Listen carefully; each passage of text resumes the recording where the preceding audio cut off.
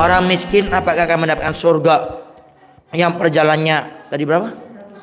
100 tahun perjalanan. Al-Faqir, saya pribadi nggak pernah dengar hadis ini atau perkataan ulama ini atau dari ceramah ustaz-ustaz, nggak pernah dengar. Cuma yang Al-Faqir tahu, orang miskin itu untuk melewati masa-masa di akhirat itu lebih cepat daripada orang kaya. Apa alasannya? Karena dia sedikit punya nikmat dari Allah. Kenapa? Tsumma latus'alunna yauma idzin 'anin na'im.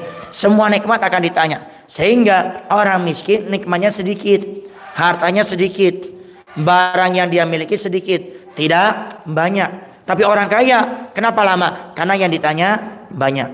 Makanya Nabi sampai doa, Allahumma ja'alni miskinan wa amitni miskinan wa khsurni fi zumratul masakin. Kata Nabi, ya Allah jadikan saya orang miskin.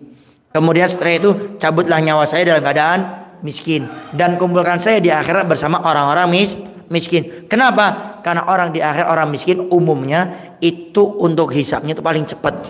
Kenapa? Karena dia sedikit punya pertanyaan dari Allah, itu yang ditanya sedikit. Karena barangnya tidak banyak.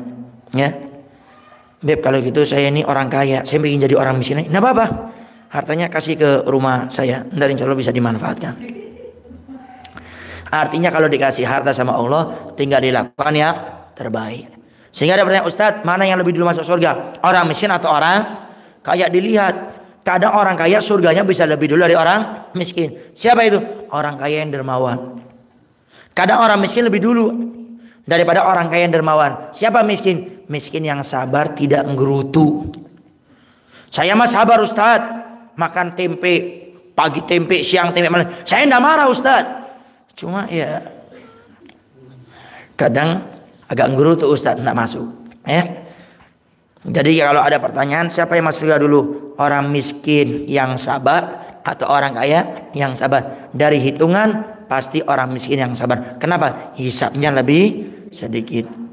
Nambung lahu alam.